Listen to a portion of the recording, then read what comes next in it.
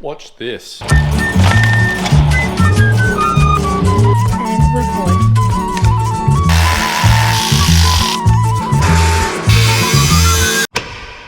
Let's just pretend that that didn't just get doused in sparks.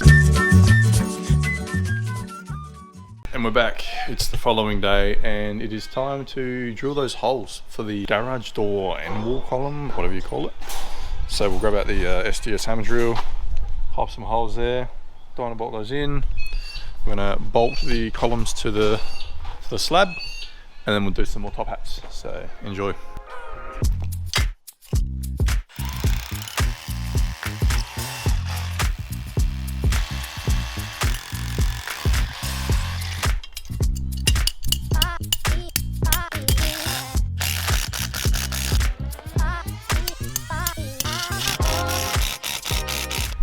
So that's the final column cleat, whatever you call it, in. So let's put up the final two columns.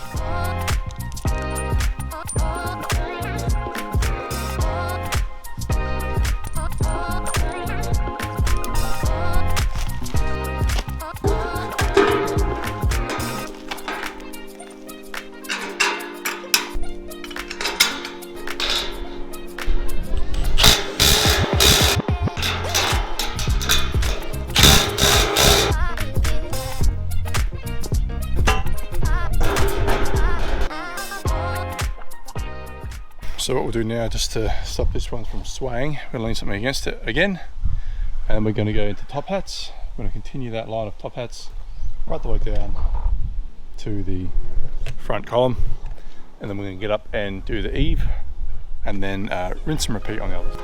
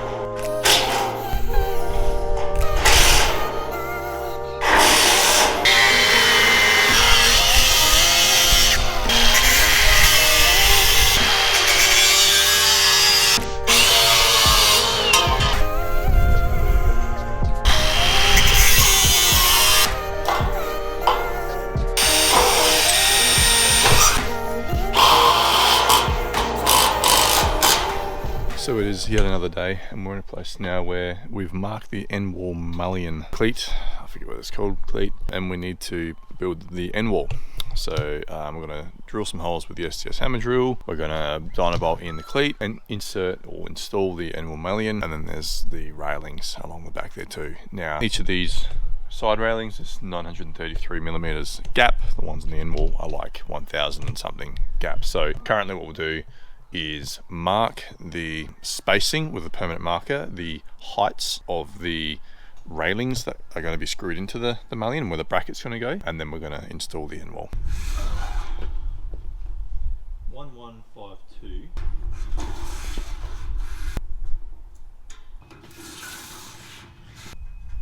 So we've marked up the dots on our, or lines on our end wall mullion for our end wall girts, I think they're called. So what we need to do now is replicate, the locations of those dots, 20 centimeters and then two lots of 1153 millimeters along the end wall columns as well. So we'll mark those off. Then we're going to put some brackets for the end wall girts on the end wall columns and end wall mullion. And then we're going to drill a hole and install the end wall mullion.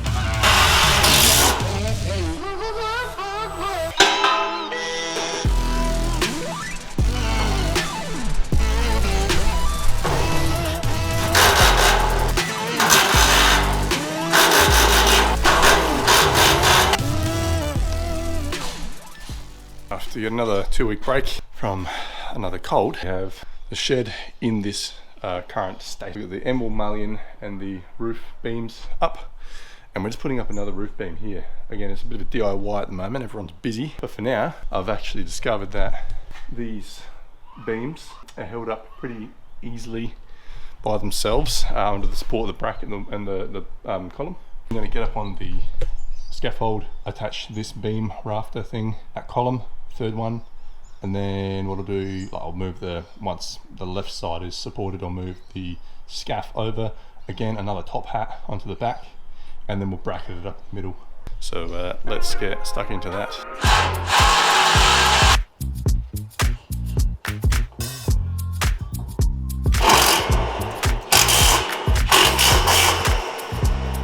that's one side done, time to do the next.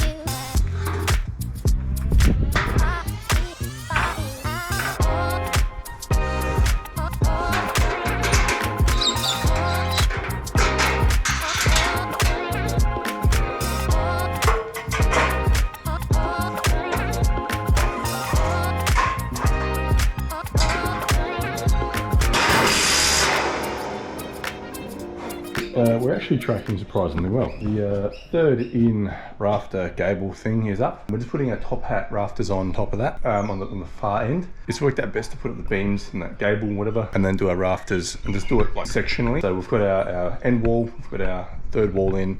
We're going to do all of the top hats on the top, and then we'll do the next line as well. Luckily for me, with the next line, I've got Rachel here finally to help me. Yeah, basically you can just watch me installing these rafters. Get off there. Go on, get off. All right, you head up there. Just like once you get up there, just see how wobbly it is, and then like get up there and give it a little wobble, just so you can feel. See what I mean? All right.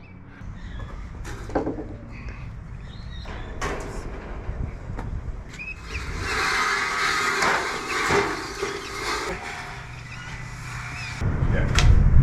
And then try to mainly use this part like that. So what we're going to do now is I'm going to get Rach a couple bolts. She's going to go up one ladder.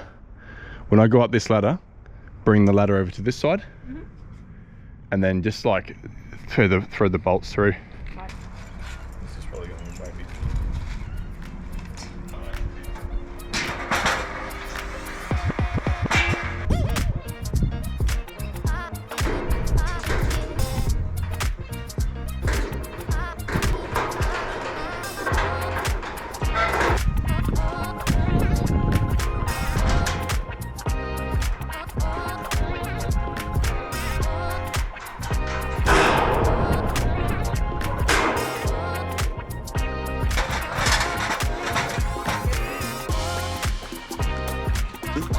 and record.